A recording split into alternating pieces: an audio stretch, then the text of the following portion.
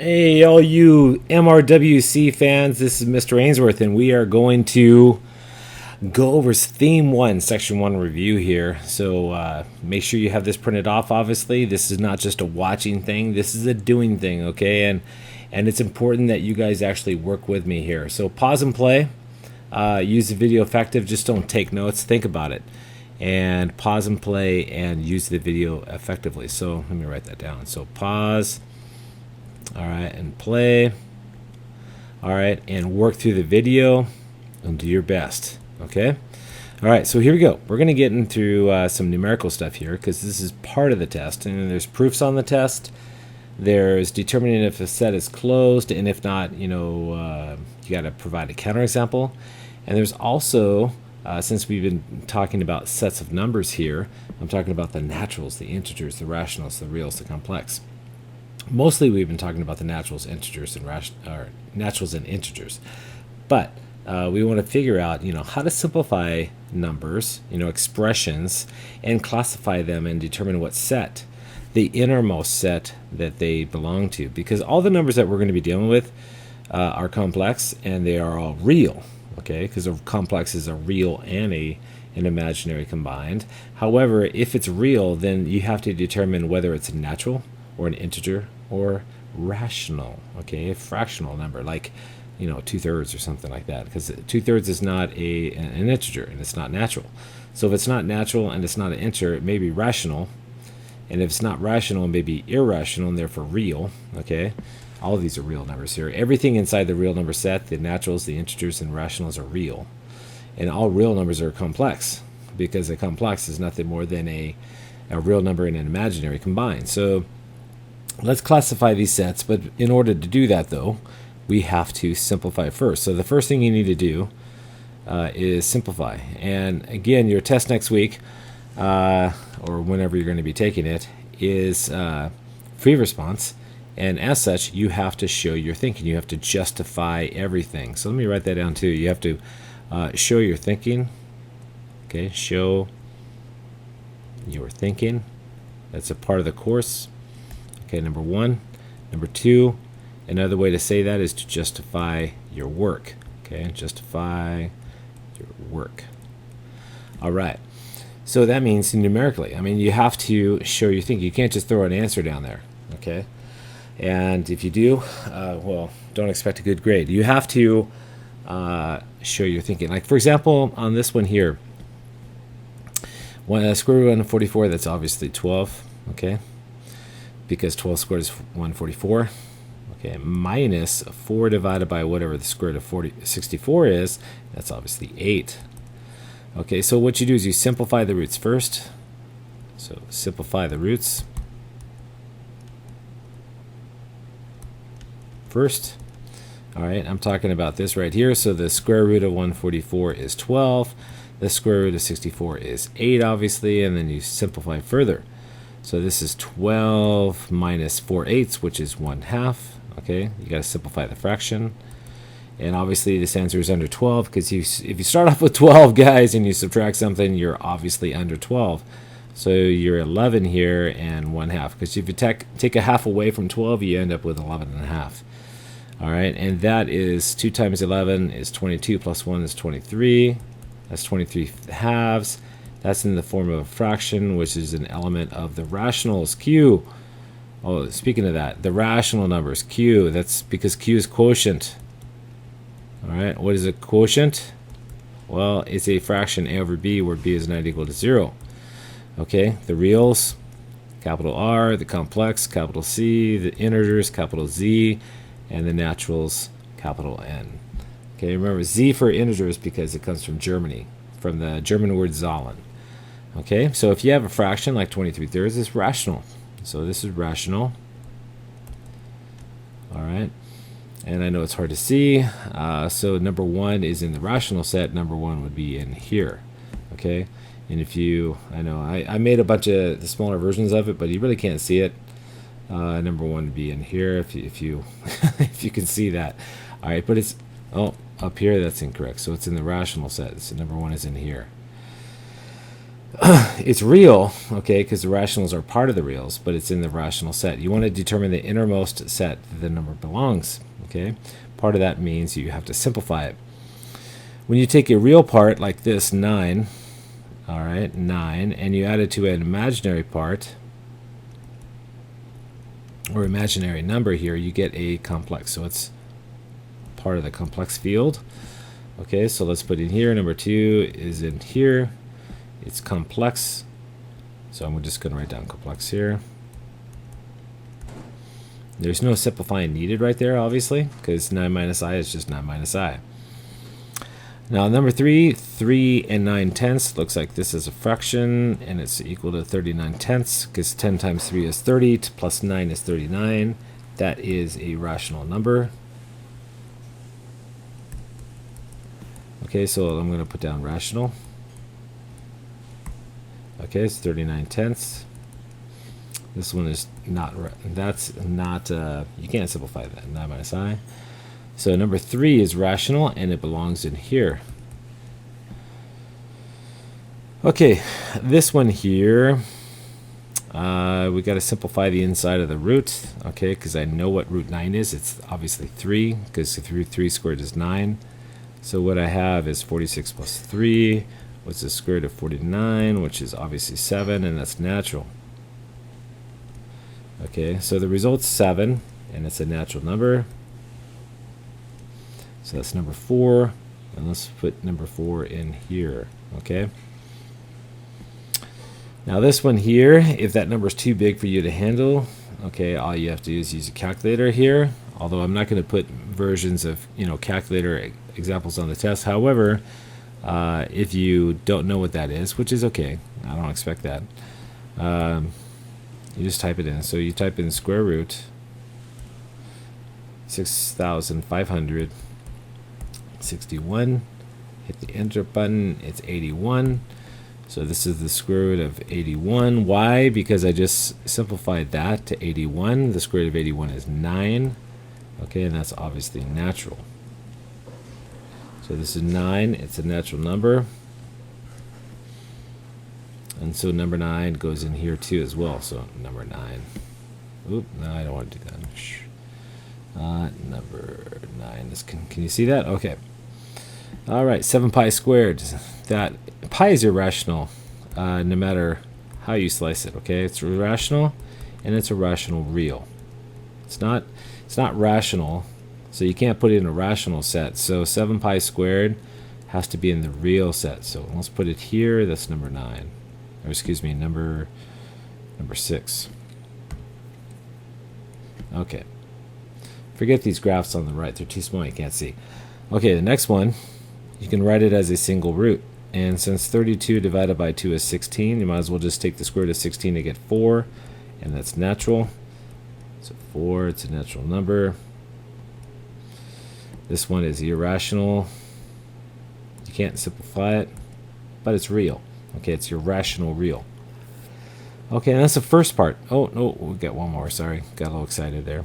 Okay, so here, what you want to do is you want to simplify. Actually, not simplify. You want to convert 4 1/3 to an improper fraction. And all you do is take 3 times 4. Okay, just like you did in 4th grade, and then add 1. So this becomes 13/3. And write this down here. You want to do everything just like you did in grade school. Multiply by the reciprocal. Okay, that's how it should have been taught. Don't say,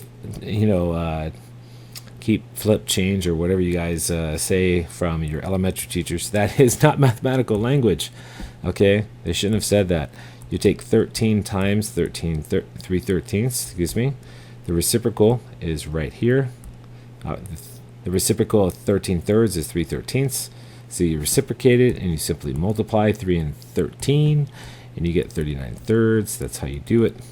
39/13. And that's the fraction a over b, so it's rational. Okay, remember, rational, you can think fractional. That's how I remembered it as a kid. All right, it's an easy way to think about it. Anytime you end up with an improper fraction, put it in the rational set. It's an element of the rational set, Q. All right, Q for quotient. All right, and so the last one, number 7. Number 7 is rational. It goes in here. Okay.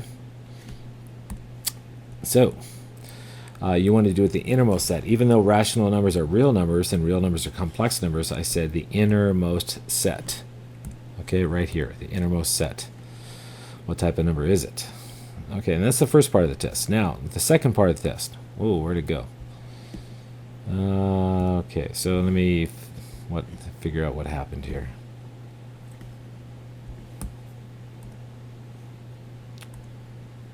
Hang on. All right, let's continue here. I'm not exactly sure what happened there, but here we go. All right, next one here. We want to justify your answer numerically. All right, show some numbers is what I'm thinking or saying. Show your thinking. If the set is closed under the operation, you got to prove it. If it's not closed, give a counter example if it's not closed. All right, so let's determine this. And the way you do that is by exploring numerically. All right, so important. Okay, so composite numbers. Okay, numbers that are not prime. Okay, so if you don't know what composite means, it means not prime. That's what I said in the lesson when we went through the activity 1C2. Composite is a number that is not prime, that it has more factors than one in itself. You can just Google that too if you want. Is it closed under subtraction? Well, let's figure that out. Let's I don't know. Let's explore. So let's take a composite number, like 4. Subtract another composite number like 9. Okay, so you got a composite here. You got a composite here. Why? 4 has factors of 1. Let me write it over here. So it has factors of 1, 2, and 4. 9 is composite because it has factors of 1, 3, and 9. So these are composite numbers. Okay? Why? Because they have factors more than 1 in itself. Now, let me put that up here. So composite, all right, numbers has a number with factors. All right. More than 1 and itself. Oops. All right, itself. And I just gave an example of that. 4 has factors 1, 2, and 4, not just 1 and 4. 9 has factors 1, 3, and 9, and not just 1 and 9. So these are composite. And guess what? 4 minus 9 is negative 5. Oh, let's switch the order here. 9 minus 4 is 5. Forget the negative here. Just switch the order here. Okay, this is prime, right? The only factors of 1 and 5, or excuse me, I just gave it away. The only factors of 5 are 1 and 5, and there is prime. So a composite minus a composite is not always a composite. Okay, this is the key. A composite minus a composite, all right, is not always equal to a composite. Sometimes, but not always. All right, not always true. Okay, and because of that, we have a counterexample. It's right here. All right, so it's not closed. Not closed. Okay, determine whether it's closed. Why just determine whether it's not closed? Because guess what? I have found what's called a counterexample. Okay, and that's the game. That's how the game is played. So let's do it again. Determine whether the set of all primes is closed on multiplication. So is a prime times a prime always a prime? That's the key. All right, is a prime times another prime, okay, always equal to a prime number? That's the big question. Okay, and let's play with it. Okay, so you explore. And you do that, you just play with some numbers. So take 2 primes like 3 and 5, multiply them together, and you get 15. And guess what? This is not prime. So on my first guess here, I was just guessing and checking. I took 2 primes, 3 and 5 are prime. I got 15. 15 is not prime. So a prime times a prime is not equal to a prime. Okay. Okay. So because of that, it's not closed. All right, because we found a counterexample. Okay, this is the counterexample right here. This is the main theme that we've been talking about throughout the first section. Okay, number 11 here. Determine whether the set is closed under division. Well, I see a 0 in there, and I know you cannot divide by 0. So this is a key concept here. You cannot divide by 0. Cannot, whoops, got it spelled correctly here. Cannot divide by 0. Okay, not 3. You got to choose the number in the set. 1 divided by 0 is undefined. And because of that, right there, okay, the set is not closed under division. Okay, so set is not closed under division. All right, why? Because I just found a counterexample. Okay, keyword not. Okay, next one. Determine whether the set is closed under squaring. This operation is squaring. You got to get something squared to the second power. Well, so explore numerically. Okay, so 5 squared is 25, which is not in the set. Okay, it's not an element of the set. Negative 5 squared is 25. Okay, is not, oops, slash that. It's not an element of a set. These are called counterexamples. Okay, and because of that, that tells you that the set is not closed. So the set is not closed. Okay, so if you can multiply, or excuse me, in this case, square any number in the set and not get a number in the set, well, obviously it's not closed, because that's the whole idea of closure.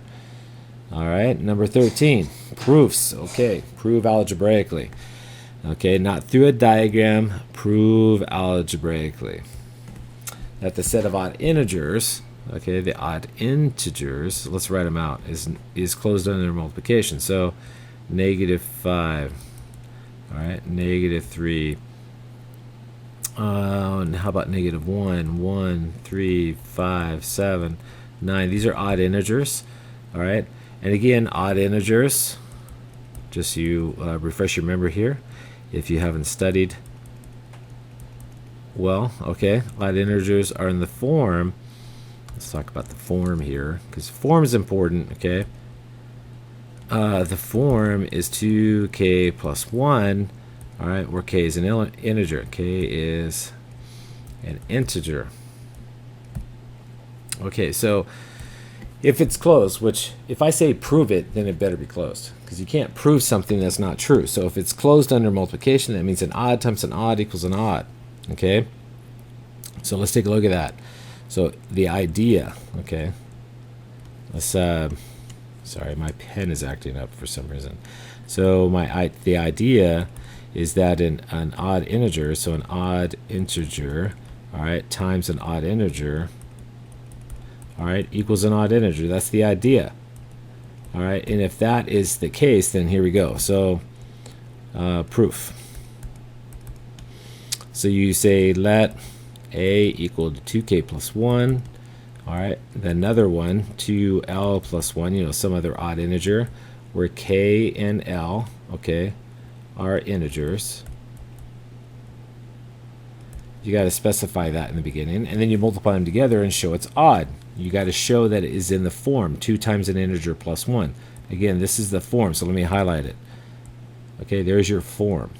So an odd times an odd is an odd. So here we go. Let's take two general odd numbers, a times b, and you get 2k plus 1 times 2l plus 1, and you get 4kl plus 2k. Okay, you got to FOIL it, right? So you got to multiply, multiply, multiply, multiply. Okay, so you have to multiply 4 times. 1 times 2l is 2l, and 1 times 1 is 1. And then you got to show that the first 3 terms are in the form of 2 times an integer, because that's what the form is. 2k plus 1 means, let me just write it up here, 2 times an integer,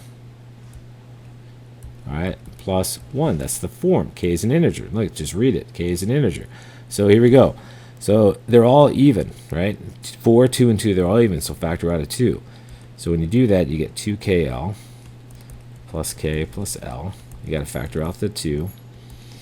And notice that 2kl plus k plus l, that's an integer. Okay, why?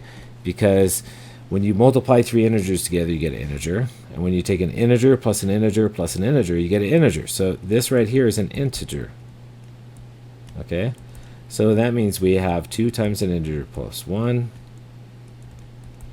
All right, and that is odd form. Okay? All right, and I'm talking about this form here. And so because of that, all right, this set is closed. So you're going to say QED, that means quad eris demonstratum. Okay, QED, it's Latin, okay? And the Latins, the Greeks were the best. Okay, it says quad eris demonstratum. That means in English, that which was to be demonstrated. Okay? Boom, right there. So the Greeks, all right, said QED at the end of the proofs. Why? Because they demonstrated what you were supposed to show mathematically. All right. So there you go. So QED, if you ever see that on a proof, that means, hey man, I did it. Okay, this is how you do it. Okay, that's how it's done. All right, boom time. All right, that's like a boom time. That's like an exclamation point. All right, next one. Number 14, prove algebraically. By the way, since this is a video here, guys, if I went too fast, just rewind it right now. Don't go to the next one. All right, rethink the previous one here. All right, we got the numbers 8n plus 1, the numbers of the form 8n plus 1, so I'm going to highlight that because that's a pretty important part of it. All right, n is natural. That's another important part. I'm talking about 1, 2, 3, 4, ... And we got to close. We got to show it's closed under multiplication. Okay, so here we go. Here's the proof. Okay, so you say let a equal to the first one, 8n plus 1. Let b equal to a different one, 8m plus 1. Where n and m are naturals now. Are natural numbers, not integers. Natural numbers. Okay, that's important to define your unknowns. So here's the proof. A times b is equal to 8n plus 1 times 8m plus 1. You FOIL it out here. Okay, you multiply. You use your basic Algebra 1 skills that you learned like 3-4 years ago. And then you go ahead and multiply. Okay, so here we go. 8n times 8m, so 64nm. 8n times 1 is obviously 8n. 1 times 8m is 8m. And then 1 times 1 better be 1. Now, this right here, this portion right here, you have to show that it's in the form 8m plus 1. So let's put this in red. Okay, so the form is 8n plus 1, or 8 times an integer plus 1. That's the form. Okay, so you have to, I see a 64 here. I don't see 8 times an integer plus 1, so it's obviously not in the form. But 64, 8, and 8 are all divisible by 8. So what you want to do is factor out the 8. Factor out the 8. Okay, so 8 times 8nm is the first term. 8 times n is 8n. And 8 times m is 8m. And then bring down the plus 1. And then 8nm is an integer, because integer times an integer times an integer is an integer. Excuse me, scratch that. Scratch that. Sorry, I was going too fast. These are supposed to be natural numbers. So fix this, stop, and fix your notes here. This is supposed to be a natural number. And these are supposed to be natural. So the question is this natural? So let me back up here. I apologize. I was getting too crazy on the previous problem and just said integer.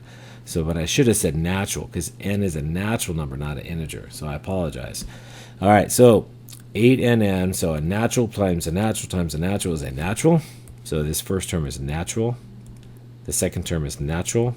The third term is natural. And a natural plus a natural plus a natural is a natural.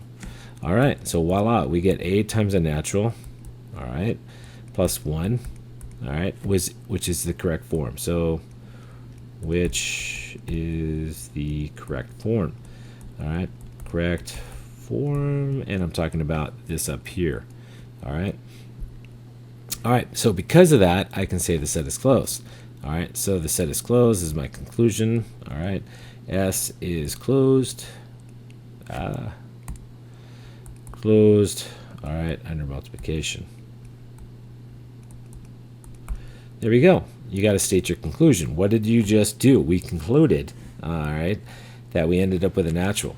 So the number of this form, 8n plus 1, times another number of this form, 8n plus 1, gives you a number of this form, which means it has to be in the set, which means it's closed. All right.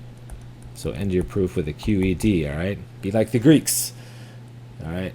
Say, hey, I did it, all right? And I'm proud of myself. All right, last one. Here we go. Number 15. Proved algebraically that the numbers of the form of 5 to the nth power is closer to multiplication.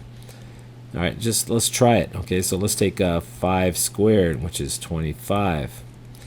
Let's take 5 to the first, which is 5. Let's multiply them together. 5 times 25 is equal to 125, all right, which is in the set. Why? Well, guess what? 5 cubed is 125. So if you multiply two numbers of the form, you get a number that's still in the set. Okay, so this is just an exploration. Okay, I just tested it. So when I say explore, that means just write the numbers out numerically. All right, let's talk about the proof. Okay, so the proof, here we go. So let a equal 5 to the nth power, b equal to 5 to the nth power, where n and m are, ooh, I didn't say that n is natural. Okay, I should have typed that out. So n is natural. Sorry, that should have been typed out there. So our natural numbers. I have to specify what type of numbers we're dealing with here. Okay, so you state your unknowns. Okay, you always state that in the proof. You be specific. What are your unknowns? What do your variables mean? Are they integers? Are they naturals? Are they reals? Are they rationals? You got to state that. So you define your unknowns. Always define your variables. I mean, that's a typical thing that you do in mathematics. And that's a typical thing that teachers actually want to see too. All right, and now let's multiply them together because we're dealing with the operation of multiplication. So here we go. So a times b is equal to 5 to the nth times 5 to the mth power. And you add exponents, going back to algebra 1. All right, when you multiply like bases, you add the exponents. So this is equal to 5 to the n plus m power. And this is in the form of 5 to the natural number power. Why? Because a natural times a natural plus a natural is a natural. All right, and this is in the correct form, and therefore it's in the set. Okay, you remember, if it's a set is closed, then if you take any two numbers in the set and multiply them together, you get a number in the set. That's the whole idea of closure. All right, so since this is the correct form, all right, it's in the set. That baby is in the set, and so my conclusion, all right, is that the set is closed. All right, under the operation of multiplication. Maybe not another operation, but this one it is. Okay, so you have to specify the operation of multiplication, and then you put a big QED on there. Boom. All right, because you're badass. Oh, excuse me. Whoa, I didn't mean to say that. I was getting a little carried away. All right, you guys are seniors, so you know what I'm talking about. All right, you are the bomb. Okay. All right, so you're happy. All right, you got it down. Again, this is a video, so go ahead and you can rewind it and go through it again. All right, but this is your section review to get ready for your exam, so do your best. And forgive me for that last one here. You can maybe laugh, okay? All right. This is Mr. Ainsworth, and I'll see you in my next lesson. Bye-bye.